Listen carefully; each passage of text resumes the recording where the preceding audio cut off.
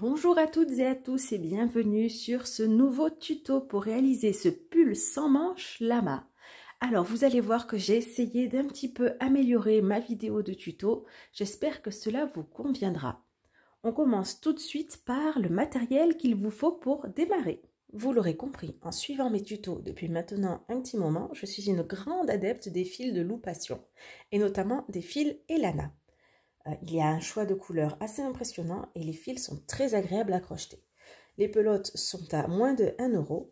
Elles se crochettent en 3,5-4 et ce sont des pelotes de 50 grammes. Pour ce tuto, nous aurons besoin du fil Elana jaune, avocat, écru, 2 pelotes de beige, un petit peu de fil noir qui est également du fil Elana, une aiguille à laine, une paire de ciseaux et un crochet en taille 4. Passons maintenant à la taille. C'est un pull en taille 12 mois, mais il est bien sûr possible de le faire en n'importe quelle taille. Il vous suffit pour cela de prendre un pull de votre enfant qui lui va parfaitement et de créer ce petit pull au fur et à mesure au-dessus du pull qui a la bonne taille. Alors moi évidemment c'est pas la bonne taille, mon enfant est plus grand, il a plus de 12 mois donc je n'avais pas d'autre pull pour vous montrer. Mais il vous suffit de glisser le pull dessus. Vous pouvez prendre les mesures, commencer à crocheter et voir pour atteindre la bonne taille pour votre enfant. Alors regardons d'un peu plus près les étapes que nous allons faire pour pouvoir créer ce petit pull. Nous allons commencer ici par un départ de 38 mailles en l'air. Nous allons faire toute une ceinture de crochet mosaïque. Ensuite, donc cette ceinture fera 11 rangs. Ensuite, on continue avec un point fourrure que nous allons faire normalement pendant 8 rangs. Et au bout de 8 rangs, donc pour le 9e rang, on fera 10 mailles en point fourrure et 10 mailles en écru pour pouvoir commencer le visage. Rien de bien compliqué, ça se fait comme si on faisait un changement de couleur. Vous verrez, c'est très facile. Et ensuite, on reprend nos points de fourrure pendant 10 mailles. Le point fourrure se fait pendant 35 rangs, après quoi nous ferons 10 mailles en fourrure de chaque côté afin de réaliser le haut du pull pour faire les manches. Ensuite, il faut faire 2 glands. Assez facile, je vous montrerai également comment procéder. Et puis une broderie pour faire les yeux et le nez, la bouche. On va tout de suite commencer par le point mosaïque. Alors, ce motif de point mosaïque, je l'ai emprunté à Lydia Crochet qui fait une vidéo très bien pour vous expliquer comment procéder. Je vous mets bien sûr le lien en description et je vais vous expliquer un petit peu rapidement cette technique pour ceux qui ne la connaissent pas.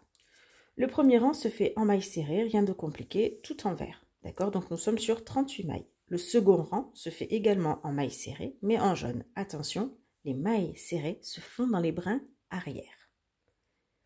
Et c'est à partir du 3e rang que ça se complique. Donc là, je vais sortir mon crochet et vous expliquer en même temps. Alors j'ai démarré avec une chaînette donc de 12 mailles en l'air plus 2 mailles en l'air sur les côtés pour vous montrer. Ça sert à rien que je vous fasse toute la ceinture. La particularité de ce point, c'est qu'à chaque fin de rang, il faut couper le fil. On ne peut pas, alors j'ai cherché des feintes, il n'y a pas de feinte, on est obligé de couper le fil à chaque fois. Donc on coupe le fil et on l'arrête. J'ai fait 12 plus 2, pourquoi le plus 2? Parce qu'il y aura toujours une maille en début et en fin qui seront faites normalement, pour pouvoir avoir un bord droit et propre. C'est une ceinture que vous allez devoir faire en 2 parties. Donc on va d'abord crocheter le devant et ensuite on fera le derrière et on assemblera les deux. On prend maintenant le fil jaune que l'on rentre en tout début de rang. Et on va faire donc une maille en l'air et en début on fait aussi une maille serrée. Ça c'est notre première maille qui est faite normalement. Et ensuite on fait nos mailles en brin arrière. Donc on prend le brin arrière de chaque maille, sauf pour la toute dernière maille que nous ferons normalement également.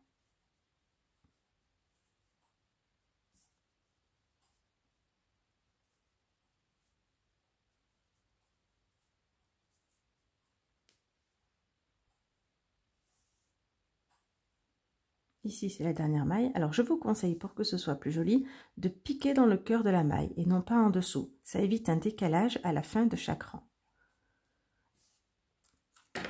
On coupe le fil et on ferme l'ouvrage. Pour éviter d'avoir beaucoup de fils à rentrer, vous pouvez dès le départ de chaque ouvrage commencer en rentrant les fils. On prend ensuite du vert. Alors en fait, chaque rang a une couleur. Je vous ai mis les couleurs, 1, 2, 3. À chaque fois, ce sera la couleur du rang. Donc c'est un rang sur 2 avec une couleur différente. Il faut toujours, même si là, le rang ne commence pas d'une bonne couleur à un endroit, peu importe, vous devez toujours commencer par la couleur qui correspond au numéro. Donc là, je suis sur le rang 3, donc du vert. Je démarre.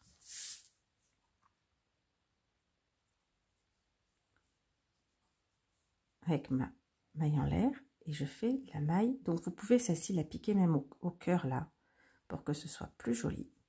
Voilà. Et là, vous prenez votre fil vert que vous faites passer sur l'arrière pour pouvoir le crocheter en même temps et ne pas avoir à le rentrer plus tard. Que me dit mon schéma? À chaque fois qu'il y a une croix, je dois faire une bride dans le rang qui correspond à la couleur. Donc là, mes croix vont aller dans le rang numéro 1, puisque je suis sur le rang 3 qui est vert, le rang 1 est vert, je dois aller là-dedans. L'intérêt de faire les mailles serrées en brin arrière, c'est parce que c'est maintenant qu'on va utiliser le brin avant. Donc je commence par une croix, donc une bride, et cette bride, je vais donc sauter mon rang jaune et aller dans le rang vert et la faire ici, dans le brin avant. Juste là, je vais prendre cette maille-là et je vais faire ma première bride. Elle passe sur le rang jaune. Ensuite, j'ai 1, 2, 3 mailles serrées normalement. Donc on la prend bien dans le brin arrière. 1, 2, 3. Ensuite, j'ai de nouveau une croix, donc une bride, que je vais piquer ici.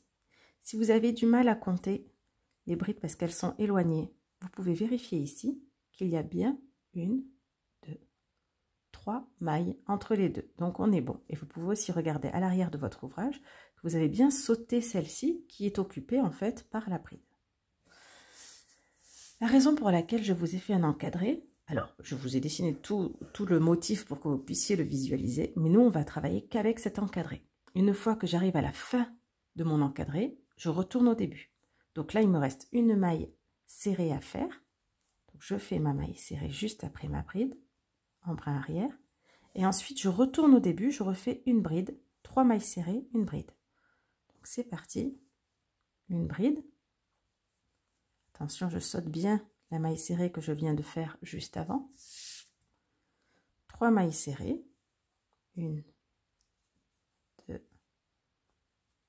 3. Et de nouveau une bride. Donc là, j'ai bien 1, 2, 3. Dans la 4e, je fais ma bride.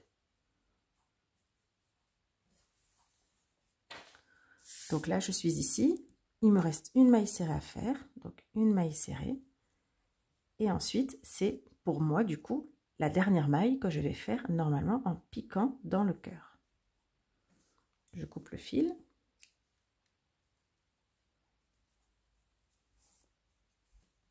Voilà pour mon départ. On continue avec le fil jaune.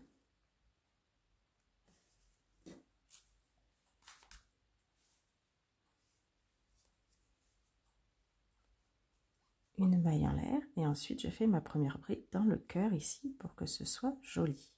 Je peux après prendre mon fil pour ne pas avoir à le rentrer plus tard. Au rang 4, j'ai 1, 2, 3, 4, 5 mailles serrées.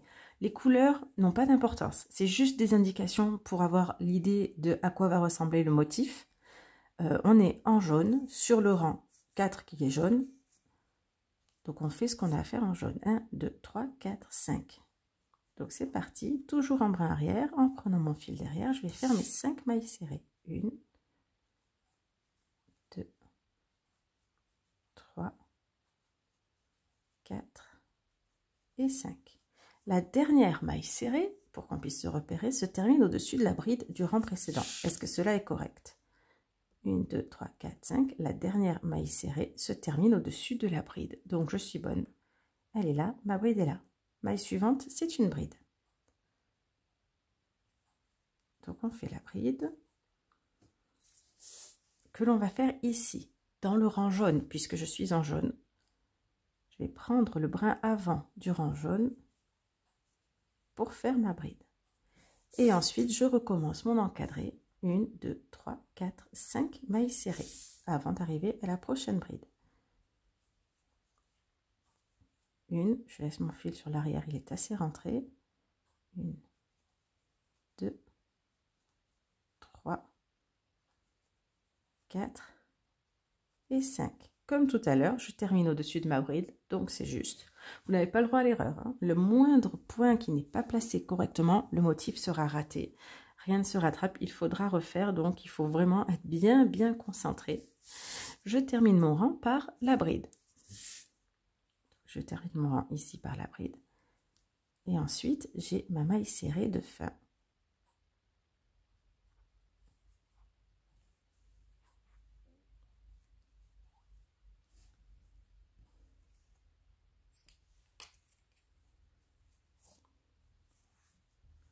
Voilà pour ce rang numéro 4. On continue avec le rang numéro 5.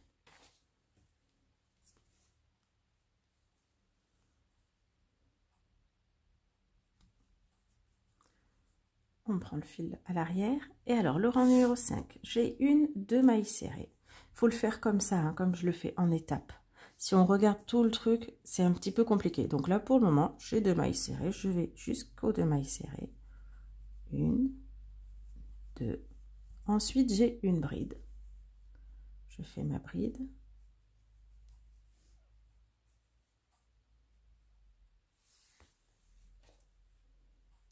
Et ensuite, 1, 2, 3 mailles serrées. 1, 2, 3 mailles serrées. Après, je repars au début, 2 mailles serrées. Voilà. 1 et 2 mailles serrées. La bride et 3 mailles serrées. Donc la bride.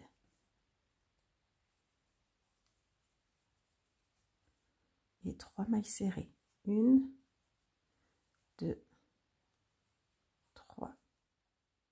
Alors, je viens de reprendre parce que j'ai vu que j'avais fait une erreur. J'avais piqué cette première bride dans la mauvaise maille. Je l'avais piquée ici. Comme quoi, c'est vraiment quelque chose où il faut être très concentré. Donc, je reprends. Il m'en reste que 3, puisque là, j'en suis là. 1, 2, 3. 1, 2 et 3. Et je fais ma dernière.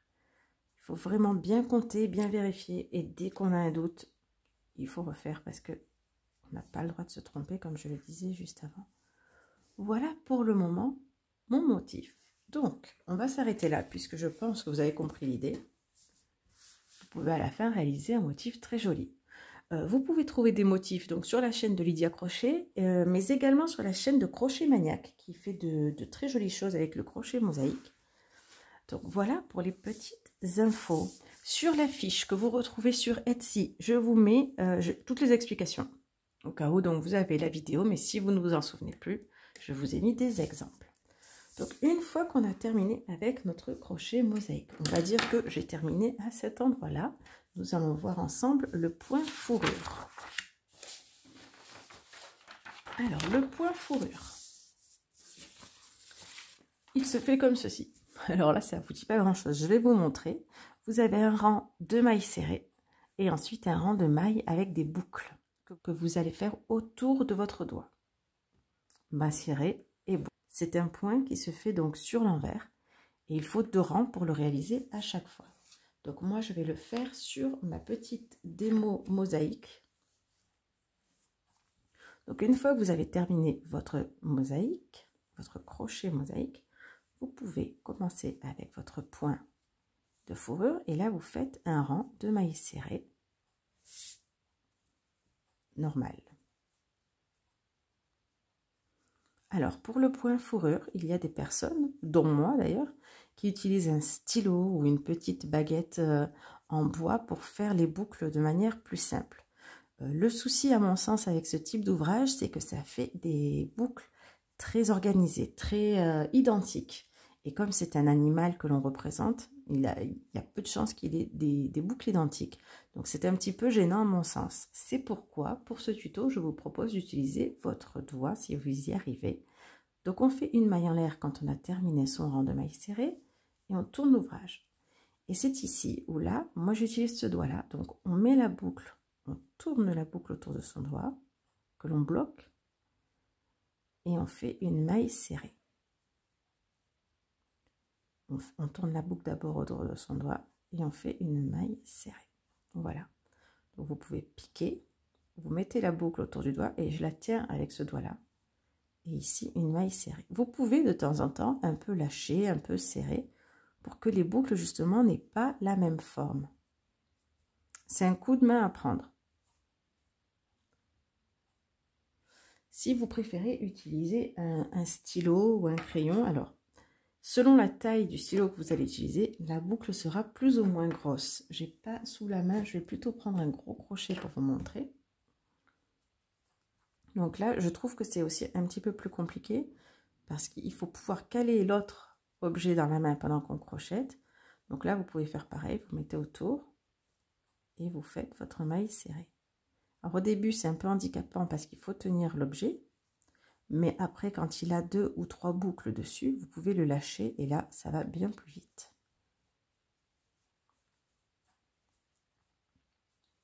À vous de voir la technique que vous souhaitez utiliser pour cet ouvrage. Donc, une fois qu'on a terminé avec notre objet, on l'enlève et on a également nos boucles qui sont faites.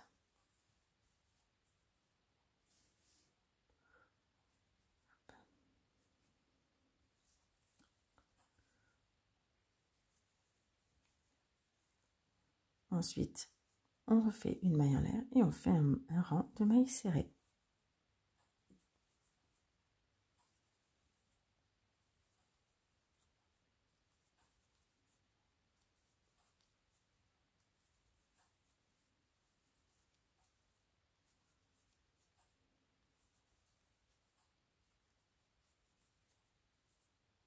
Comptez bien le nombre de mailles pour ne pas vous faire piéger et avoir un ouvrage qui se rétrécit ou qui s'agrandit.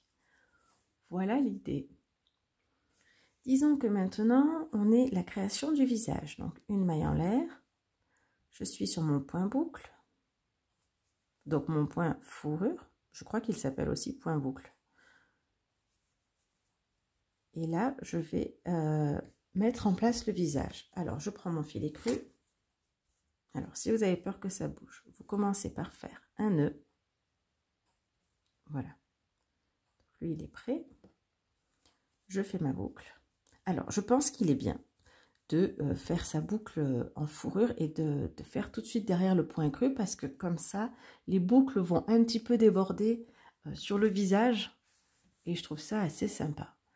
Mes boucles sont peut-être un peu courtes, j'aurais dû les exagérer davantage. Je vous conseille de prendre un objet très gros ou de faire avec vos doigts plus écartés pour que ça puisse faire vraiment des grosses boucles. Donc là, on pique, on fait notre boucle. On la termine pas. Et alors, le fil blanc, on va le passer de ce côté. On prend notre fil écru. Faites bien attention à partir du bon côté du fil relié à la pelote. Et là, on tire dessus pour terminer notre boucle. Pour ceux qui n'ont pas fait de nœud avant, vous pouvez là relier les deux fils en faisant un nœud sans problème. On va faire suivre notre fil blanc pour pouvoir le reprendre plus tard. Là, on fait nos points normaux, nos mailles serrées, avec le fil blanc qui suit.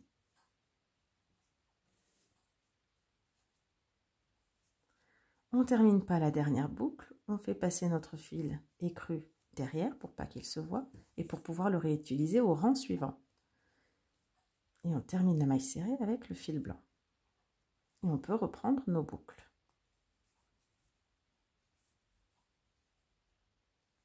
J'espère que c'est pas brouillon. S'il y a des choses que vous ne comprenez pas, vous m'envoyez un commentaire et je vous explique ou je vous refais une petite vidéo perso sans problème. Et voilà pour la fin de ce rang.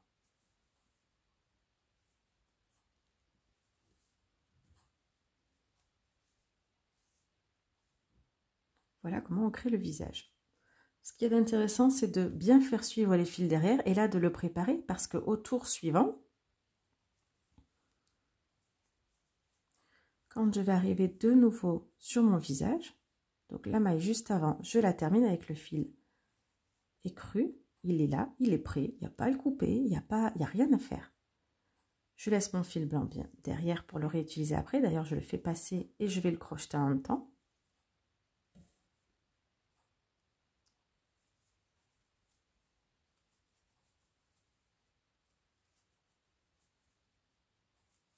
Je termine ma dernière maille avec le fil blanc et je peux continuer mes mailles serrées.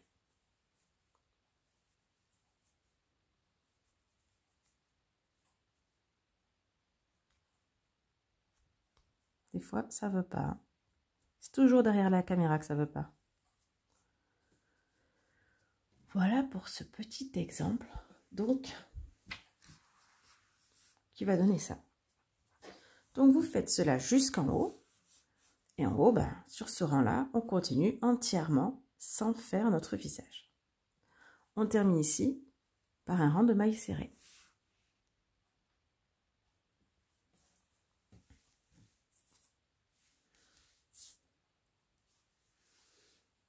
Donc, une fois qu'on est là, on a fait notre rang de mailles serrées. On va ancrer notre crochet d'un côté pour faire 10 mailles serrées et 10 points boucle. On termine par un rang de mailles serrées et de l'autre côté, on fait la même chose. Pour le dos, bien, on refait une ceinture de crochet mosaïque. On fait notre point fourrure jusqu'en haut, rien de compliqué, c'est un rectangle. Et là-haut, on fait pareil. On fait nos 2 rangs avec 10 mailles à chaque fois et on termine par des mailles serrées. Il se fait quand même assez vite. Hein. Pour le visage, eh bien, il vous suffit de faire les yeux. Donc là, vous prenez le fil noir, vous faites des points. Vous pouvez faire des points. Alors, si vous connaissez un peu la broderie en point arrière, vous pouvez... Il me semble que ça s'appelle comme ça. Vous faites la couture sur l'arrière. Pareil de l'autre côté, le nez.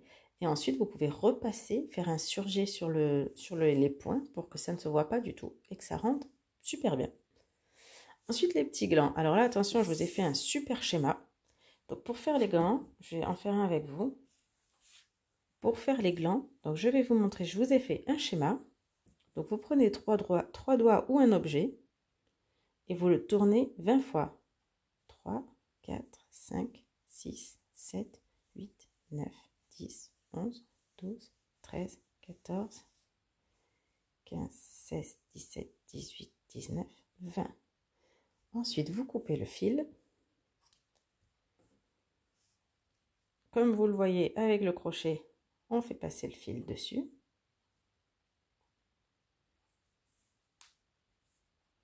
On peut tout lâcher et on fait un double nœud.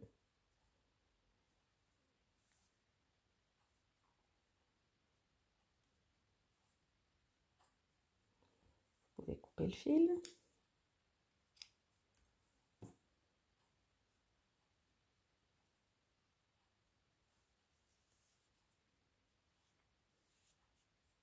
Ensuite, nous allons faire la tête. Donc, on crée la tête à la hauteur qui vous plaît. 1, 2. Vous pouvez tourner autant de fois que vous le souhaitez. Ça, c'est à vous de voir pour vous approprier quand même un petit peu votre création. Vous faites un nœud.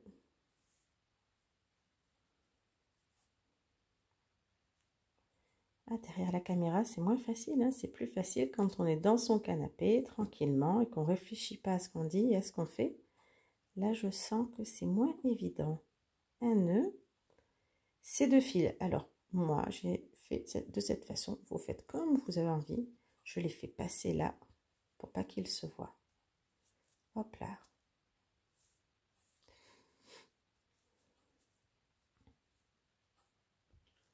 Et ensuite, vous prenez vos ciseaux, coupez les fils qui dépassent. Donc ici, vous glissez vos ciseaux dans les boucles que cela forme.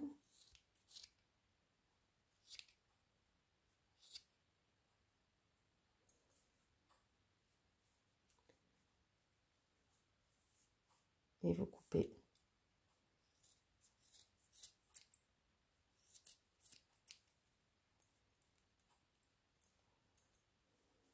Voilà. Et là, pour l'attacher, puis vous faites passer un fil derrière, dedans. Alors moi j'ai fait une petite technique, je vais vous la montrer quand même pour pas que ça bouge. J'ai fait passer mon fil comme ceci, ensuite je l'ai fait repasser. Je l'ai laissé un peu pendouiller quand même et ensuite je l'ai repassé. En fait il fait le tour, il est enroulé autour d'une maille. Voilà, il est bloqué. Et pareil de l'autre côté, je le fais passer ici. Ensuite, je le refais passer derrière.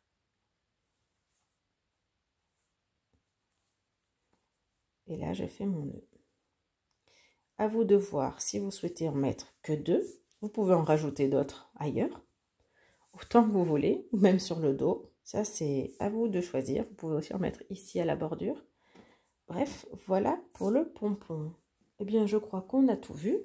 Il faut également, parce que quand même on n'a pas tout vu, ici, il faut coudre. Hein. Donc, quand vous finissez votre ouvrage, vous pensez bien, c'est noté sur la fiche, vous pensez bien à garder le fil assez long pour l'utiliser en couture. Vous devez coudre les mailles. Il faut bien placer les mailles les unes vers les autres et vous faites votre couture. Pareil sur le côté. N'hésitez pas à vous référer de nouveau à votre pull qui fonctionne bien pour avoir la bonne taille pour les manches. Et vous prenez un fil orange, pas du tout, vous prenez un fil vert pour coudre le côté de votre point mosaïque et vous prenez votre fil blanc, je crois que c'est écru, pour coudre le côté. Et le tour est joué. Je vous conseille de faire la couture après le visage, comme ça vous n'êtes pas gêné, vous pouvez coudre votre visage tranquillement. Et puis voilà pour ce tuto. Vous retrouvez toutes les fiches sur Etsy au prix de 3 €, parce que ça me demande des heures de travail. Donc il y a une petite récompense à la clé pour moi. Pour vous, c'est pas trop élevé comme prix et ça vous permet d'avoir tout le travail sous les yeux. C'est plus simple.